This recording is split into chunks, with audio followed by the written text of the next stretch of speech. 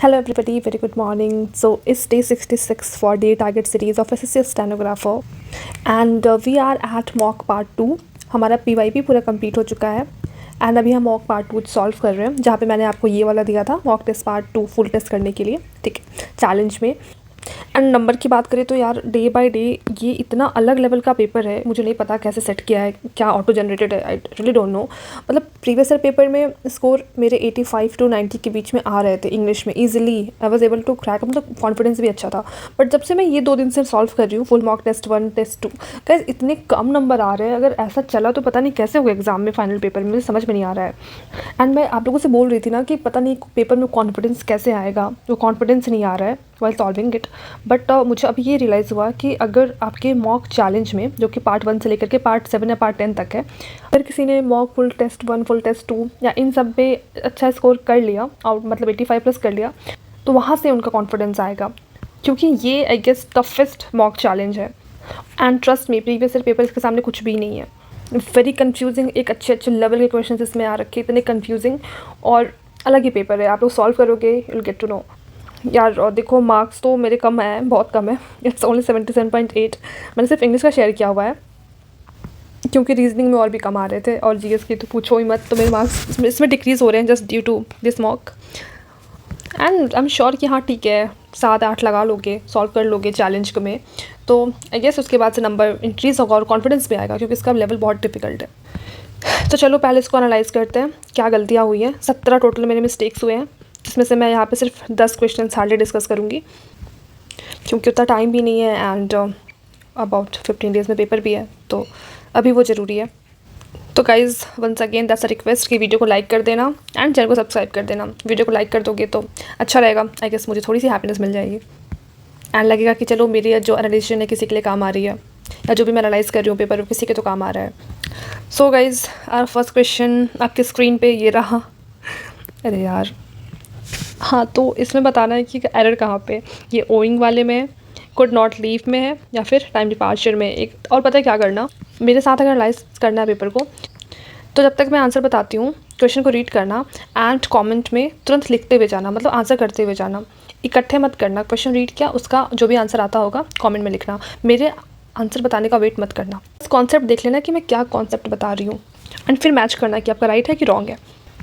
तो पहला था यहाँ पे इससे सबसे पहली बात कि मैंने यहाँ पे मार्क किया था कुड नॉट लीव, मुझे लगा था कि यहाँ पे कुड नॉट लेफ्ट होगा, बट या इट्स रॉन्ग, ठीक है। तो यहाँ पे कुड नॉट लीव नहीं होगा। कितने लोग का सही हुआ पहले ये बताओ, कितने लोग यहाँ पे पता कर पाए कि यहाँ पे एरर इस पार्ट में है। जो लोग पता कर पाए उनके लिए हैट्स ऑफ भाई, मुझे तो समझ में नहीं आया कि एरर क्या है इस पार्ट में। यहाँ पे एरर इन इट्स पार्ट में, यहाँ पे इन इट्स नहीं होगा, ऐट होगा। पता चला ना कुछ नया, बहुत ट्रिकी सा, कि मुझे तो लग रहा है भाई ट्रिकी है, अब आपका तो मुझे नहीं आइडिया ट्रिकी लग रहा है कि नहीं, बट मेरे लिए तो काफ़ी ट्रिकी था ये। यहाँ पे होगा इसका answer, owing to bad weather the aeroplane could not leave at its expected time of departure. इधर एट का यूज़ होगा इन इट्स की जगह पे, ठीक है।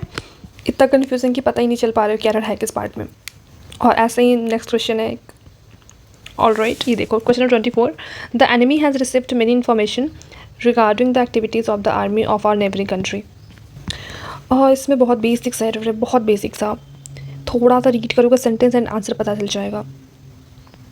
इसका मैं आंसर नहीं बताऊंगी, क्योंकि इसमें ऐसा कुछ है ही नहीं कि इसमें बताना पड़ेगा, बट मेरा फिर भी रॉन्ग हो गया, मैं बता रही ना, मैं थोड़ा ओवर कॉन्फिडेंस से पेपर सॉल्व करती हूँ।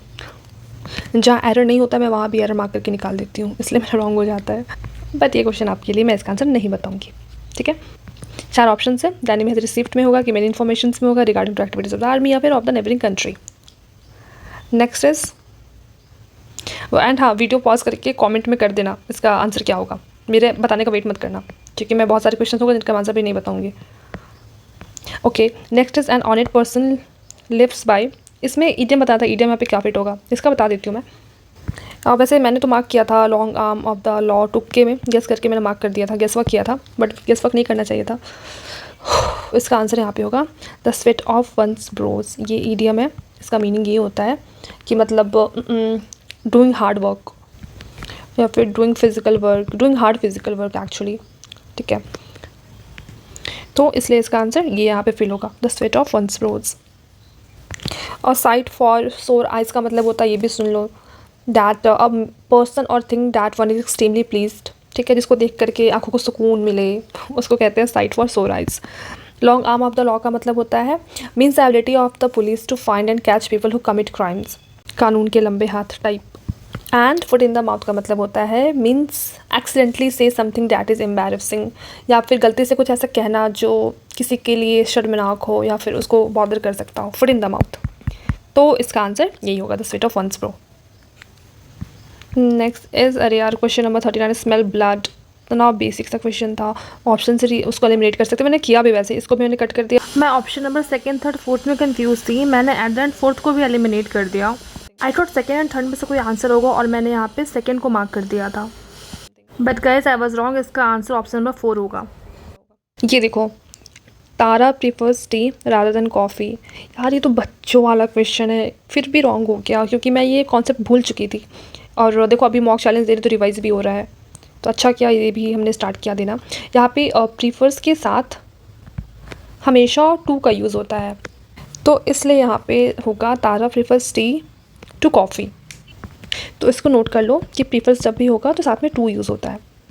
Example, I prefer iPhone to Android, simple. तो error is in this part, tea rather than, यहाँ पे प्रीफर्स टू होगा, ठीक है। ये वाला क्वेश्चन मैं आपके लिए छोड़ रही हूँ उसको, मेरा तो टाइम गया है करीब 1 मिनट, फिर भी रॉन्ग हुआ है। मैं देखूँ जरा कितने लोग हैं जिनको थोड़ी इंग्लिश अच्छी आती है, क्या कॉन्सेप्ट लगा के आप लोग मार्क कर रहे हो उसको गाइस, जस्ट टेल मी, ठीक है। रीड करो, she dash to the music that dash her favourite. क्या यहाँ पे फिल होगा और क्यों फिल होगा, थोड़ा अपना ब्रेन एक्सरसाइज करो and tell me in the comments. बहुत टाइम लगा था मुझे इसको सॉल्व करने में, देख रहे हो 1 मिनट का टाइम लग गया, फिर भी मेरा गलत हो गया। नेक्स्ट इज या ये वाला देखो, यहाँ पे क्या था, इसमें इसको ना डायरेक्ट स्पीच में कन्वर्ट करना था। मेरे साथ क्या था, ये मैंने क्रॉस कर दिया, ये क्रॉस कर दिया, ठीक है। अब यहाँ पे Raju said to the soldier has he won all the battles, या Raju said to the soldier did you win all the battles. इन दोनों में मैं कंफ्यूज थी, इस वाले में और इस वाले में, ठीक है।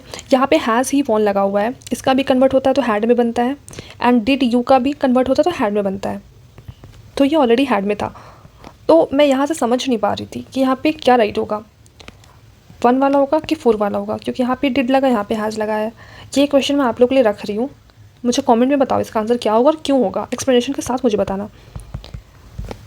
थोड़ा सा ट्रिकी मुझे लगा क्योंकि रीड करने पे भी मुझे क्लियर नहीं हो पा रहा था। तो इस लेवल के क्वेश्चंस हैं इस मॉक चैलेंज में, जो कि प्रीवियस ईयर पेपर से बहुत ही ज़्यादा डिफ़िकल्ट है। बट डिफ़िकल्ट है, लेकिन साथ में कुछ नए कॉन्सेप्ट्स हैं जो कि अगर एग्ज़ाम में आ जाए तो हाँ, उस कॉन्सेप्ट की हेल्प से रिवाइज़ करके या फिर एनालाइज़ करके हम अच्छा स्कोर कर सकते हैं। इसलिए मैंने इस मॉक चैलेंज को अपने डे टारगेट सीरीज़ में ऐड किया कि हम वैरायटी ऑफ क्वेश्चंस सॉल्व करके जाएँ। एंड यार ये वाला we walked dash the river through in across along, यार मैंने अक्रॉस मार्क किया, we walked across the river, but ये रॉन्ग है। इसका राइट आंसर होगा अलॉन्ग, मतलब we walked along the river. मुझे समझ में नहीं आ रहा है कि अलॉन्ग क्यों होगा, मैं तो मुझे पता था अक्रॉस होता है ना, we walked across the river, but along होगा। इसका एक्सप्लेनेशन मुझे नहीं मिल रहा है गाइस, किसी को पता तो मुझे कमेंट में बताना, इसका एक्सप्लेनेशन समझा देना मुझे, क्योंकि मुझे अपने लेवल से इसका समझ में नहीं आया। एंड हाँ, ये वाला क्वेश्चन ये मैं नहीं बताऊँगी, ये आपको करना है। अगर इसमें एरर मिल गया किसी को तो वो समझना है भाई उसको बहुत अच्छे से इंग्लिश आती है। क्या इसमें एरर हो भी सकता है और नहीं भी हो सकता है, जस्ट समझे हिंदी। और प्लीज़ कोई चीटिंग मत करना, ठीक है। ये क्वेश्चन करने के बाद ना ब्रेन की अच्छे से एक्सरसाइज हो जाएगी। और देखना, आई एम बेट, मतलब बेट लगा के बोल सकती हूँ कि क्वेश्चन का आंसर रॉन्ग ही होगा, जो भी मार्क करेगा, बिकॉज ओनली 9% लोगों ने इसका सही आंसर दिया है। तो अगर आपने सही आंसर दिया तो समझ लेना कि आपको 9% लोगों में से एक हो। मैं तो बिल्कुल भी नहीं हूँ क्योंकि मेरा रॉन्ग हो चुका है, ठीक है। ये क्वेश्चन आपके लिए, मज़ा आएगी इसको सॉल्व करने के बाद, लगेगा हाँ कुछ तो पढ़ा है। देखो इसमें 4 ऑप्शन है। पहला, no error, manufacturing investment out of West Bengal, they were pulling their car and in 2008 Tata announced. Next is parajumble. Parajumble में थोड़ा सा ट्रिकी है, BACD EDCB। देखो ओपनिंग स्टेटमेंट तो पता चल रहा है कि rapid growth of population is called population explosion, ठीक है। बी से स्टार्टिंग है, बट बी के बाद क्या फॉर्म हो रहा है, यानी इन दोनों का एलिमिनेट कर दो, BDAC होगा नहीं तो BACD होगा। मेरा ये इसलिए गलत हुआ क्योंकि मुझे यहाँ तक पता था कि अगर किसी सेंटेंस के में दस लगा होता है, हाउ वीवर लगा होता है, कंक्लूज़न लगा होता है, तो वो जनरली एंडिंग वाला सेंटेंस होता है। मतलब जितने ही एंडिंग के स्टेटमेंट्स होते हैं जो रिजल्ट बता रहे होते हैं, तो मैंने ज़्यादा रीड नहीं किया, मुझे बस देखा यहाँ पे अच्छा 10 का यूज़ हुआ है तो डेफिनेटली 10 वाला डी एंड में होगा, मैंने सोच के मार्क कर दिया। बट गाइस ये रॉन्ग है, इसका राइट आंसर होगा BTAC। तो ऐसे कन्फ्यूजन वाले क्वेश्चन इसमें प्लॉट किए गए हैं। एंड एट लास्ट, अरे आज के लिए फुल टेस्ट 3। एंड भाई रीजनिंग का लेवल भी बहुत डिफिकल्ट है, इसका रीजनिंग अलग सा बिल्कुल अलग लेवल की बात करती है रीजनिंग में, वेरी कन्फ्यूजिंग है, बहुत टाइम टेकिंग, एक एक क्वेश्चन पे 2-2 मिनट चले जा रहे हैं। ये है भाई फुल टेस्ट 3 और 2 का हाल। जी इसमें कहाँ तक हो गया था, ओके यार, classification of living organism and plant, यानी plant kingdom and animal kingdom, ये दोनों करना है। एंड PYQ का 17 एंड 18 वो लेक्चर पार्ट 4 का, ठीक है। तो आज का सिर्फ इतना ही। लगाओ मॉक चैलेंज है, बताओ मुझे कैसा रहा पेपर का तरीका, pattern and each and everything, comment your marks as well. And हाँ, जितने भी क्वेश्चंस मैंने यहाँ पे दिए हैं सॉल्व करने के लिए, आंसर करने के लिए, कमेंट में बताना मत भूलना, क्योंकि प्रैक्टिस आपकी होने वाली है, कॉन्सेप्ट आप सीखने वाले हो साथ में मेरे, ठीक है। Then see you tomorrow.